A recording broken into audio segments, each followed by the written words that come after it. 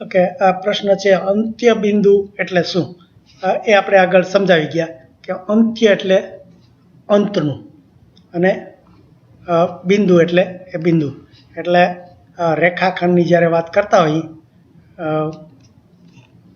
તો ચતુષ્કોણ દોર્યો હોય અને એમાં આ રેખાખંડ એ બી છે તો એમાં એ બી રેખાખંડનું આ એ બિંદુ અને આ જે બધા બિંદુઓ હોય તો પહેલું એ અને બી છે આ બંને અંત્ય બિંદુ કહેવાય. કારણ કે એ અંત્ય એટલે છેલ્લું, અંત્ય એટલે આ છેલ્લું, અંતનું બિંદુ.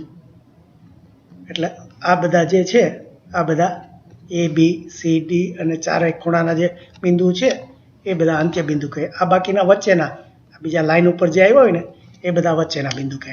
એટલે આ રીતે એને અંત્ય બિંદુ કહેવાય.